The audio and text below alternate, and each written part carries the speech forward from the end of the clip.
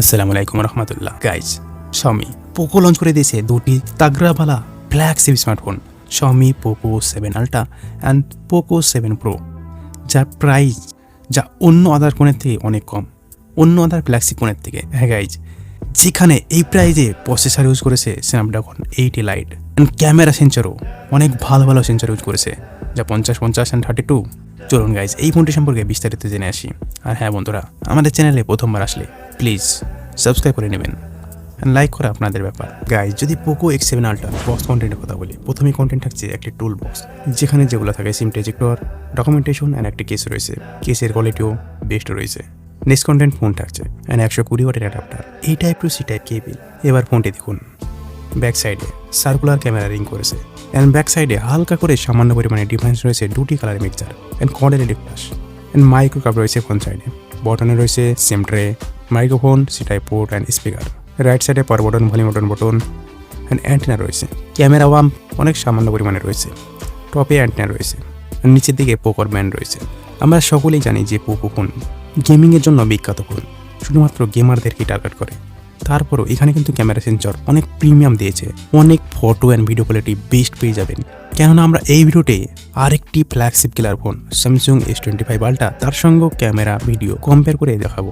So এখানে fingerprint রয়েছে ultrasonic, যা ফোনটির ডিজাইনে হয়তো কারো ভালো লাগতে পারে, আবার কারো ভালো লাগতে নাও পারে। যেখানে থিকনেস থাকছে 8.4 mm অ্যান্ড 212 গ্রামের ওয়েট থাকছে অ্যান্ড প্রপার প্রোটেকশন রয়েছে IP68 রেটিং। গাইজ, ডিসপ্লে এইখানে রয়েছে 2K ডিসপ্লে, LTPO ডিসপ্লে 6.67 ইঞ্চির 120 হার্জের OLED প্যানেল, যেখানে রয়েছে 12 বিট কালার অ্যান্ড প্রোটেকশন রয়েছে Poco shield glass, 1800 nit HBM brightness and peak brightness রয়েছে 3200 নিট অ্যান্ড চোখের নিরাপত্তার জন্য রয়েছে PWM 3840 হার্জের, যেখানে 16000 ব্রাইটনেস লেভেল রয়েছে, যা নর্মাল টাচ রেট রয়েছে 480 হার্জের অ্যান্ড শুট আপ টু 2560 হার্জের। অ্যান্ড এখানে রয়েছে ভিসিয়ন বুস্টার D7C।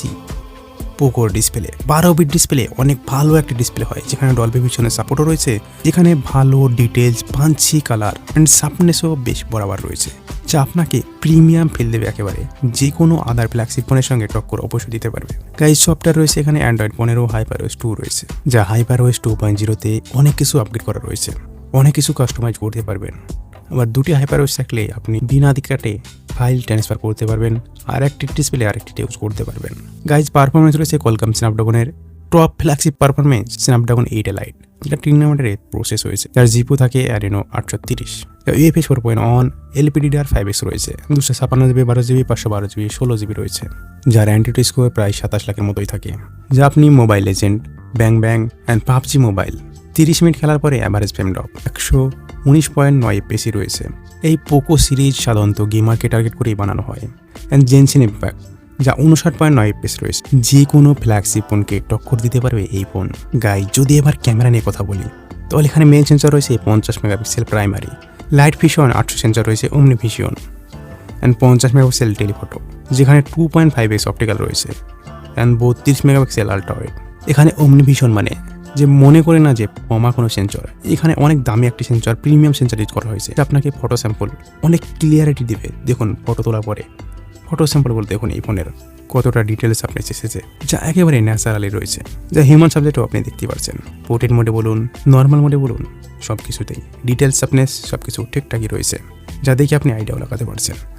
যা পোর্ট্রেট মোডের ফটোগুলো দেখুন কতটা ক্লিয়ারিটি এসেছে। ফ্রন্ট ক্যামেরা দিয়েও কিছু স্যাম্পল আপনি দেখতে পাচ্ছেন। এখানে ভিডিও শ্যুট দেখুন 1080p 60 fps, যার ডিটেলস কালার কিন্তু ঠিকঠাকই রয়েছে। তাছাড়া ফোন ক্যামেরা অ্যান্ড ব্যাক সাইডে 4K 60 fps দিয়েও ভিডিও শ্যুট আপনি দেখতে পেলেন। এবার যদি স্যামসাংয়ের সঙ্গে 25 Ultraর সঙ্গে কম্পেয়ার করে দেখি, দেখুন সেন্সর দেখে মনে হচ্ছিল যে একটি কমা কোনো সেন্সর হবে, বাট এখানে দেখুন, এখানে ফটোগ্রাফিতে হার্ড টক্কর দিয়েছে, কতটা ক্লিয়ারিটি। কিছু কিছু ক্ষেত্রে পোকো X7 Ultra এর ফটোটায় বেশি ক্লিয়ারিটি রয়েছে, যার ডিটেলসও অনেক বেশি রয়েছে। আরও কিছু আদার স্যাম্পল আপনি দেখতে পারছেন, দেখে অবশ্যই আইডিয়া লাগাতে পারছেন। আকাশের এখানে কলাটি দেখুন, যা ডাইনামিক রেঞ্জ অনেক ভালো ক্যাপচার করেছে। কিছু কিছু ক্ষেত্রে তো পোকো X7 Ultraয় বেশি বেটার ফটো ক্লিক করেছে, যা দেখে আপনি অবশ্যই আইডিয়া লাগাতে পারছেন। বাট কিছু ক্ষেত্রে গ্যালাক্সি 25 Ultraও অনেক ভালোই রেজাল্ট করেছে। তাছাড়া জুম করার পরও ডিটেলস দেখুন, স্যামসাংয়ে তো জুমিং ডিটেলস একটু বেশি রয়েছে, তারপরেও পোকো X7 Ultraতে 30x মোটামুটি ঠিকঠাকই রয়েছে। এখানে ফোন ক্যামেরা দিয়ে তোলা কিছু স্যাম্পলও দেখতে পাচ্ছেন। পার্থক্য এও গ্যালাক্সি S25 আলট্রার সঙ্গে হাড্ড টক্কর দিয়েছে। বেশিরভাগ ক্ষেত্রেই পোকো X7 আলট্রার ফটোগ্রাফি অনেক বেশি ভালো রয়েছে, ডিটেলসও অনেক বেশি রয়েছে, যা দেখে অবশ্য আইডিয়া লাগাতে পারছেন। এখানে দেখুন ভিডিওগ্রাফি, স্যামসাংয়ের কালারটা অন্যরকম, বাট পোকো X7 আলট্রার কালারটা একটু বেশি মনে হচ্ছে, শার্পনেস রয়েছে, বাট স্যামসাংয়ের ডিটেল কিন্তু অনেক বেশি রয়েছে পোকো X7 আলট্রার থেকেও, যা দেখে অবশ্য বুঝতেই পারছেন। তবে ফটোগ্রাফিতে পোকো X7 আলট্রা অনেক বেস্ট ফটো তুলেছে, একটি 1,20,000 বা 30,000 ফোনের সঙ্গে অনেক বেশি টক্কর দিয়েছে। এখানে ফোন ক্যামেরা দিয়েও ভিডিও রেকর্ডিং দেখতে পাচ্ছেন। সো গাইজ, বুঝতেই পারলেন যে ফোনটি কেমন হতে চলেছে। 50,000 দিয়ে ফোন কিনলে আদার যে কোনো ফ্ল্যাগশিপ ফোনকে টক্কর দিতে পারছে। সো বুঝতেই পারছেন, আপনারা চাইলে এই ফোনটি নিতে পারেন। অবশ্যই সামনে লঞ্চ হতে যাচ্ছে, গ্লোবালি লঞ্চ করেছে, চায়নাতে লঞ্চ করেছে এই ফোনটি। ভালো লাগলে লাইক করে চ্যানেলটিকে সাবস্ক্রাইব করে পাশে থাকবেন। ভালো থাকবেন, সুস্থ থাকবেন, দোয়া রইল। আল্লাহ হাফেজ।